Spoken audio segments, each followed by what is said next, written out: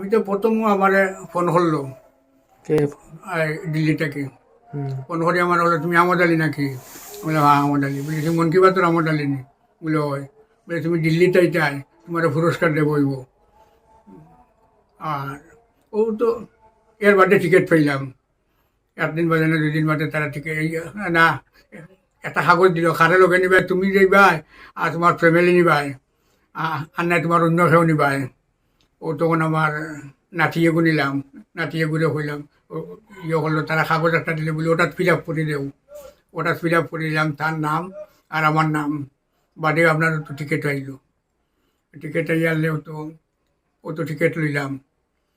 এর বাদে না আরো 2-3 দিন বাদে আপনার আইলো ফিরা টিকিট, একটা টিকিট আইলো বইলা যাবার টিকিটটা, পরে আইলো আবার টিকিটটা।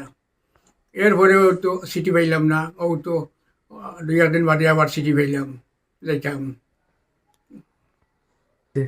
এখান তো কোন জায়গায় তো আর হইতাম মানে ও তো দিল্লি থেকে আমরা ও তো সিটি আইলো তো বার করলাম। ও যার মোবাইলে দিয়ে মাতিলাম তার মোবাইলও দিল, ও তো মোবাইল থেকে বার করলাম সিটিটা। আর 25 তারিখ বাড়ি থেকে রওনা হইমু, আর 26 তারিখ গিয়া দিল্লিত পৌঁছিম।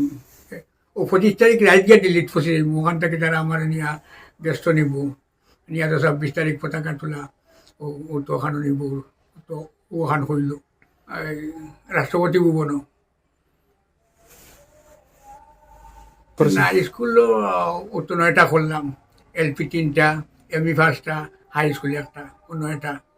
আর 32 বিঘা তো জমিন দিলাম 9টা। একটা এলপি করলে 1 বিঘা লাগে, আর একটা এমই করলে 3 বিঘা লাগে। 3টা এলপি 3 বিঘা, আর 5টা এমএ 15 বিঘা, আর একটা হাই স্কুলে 14 বিঘা।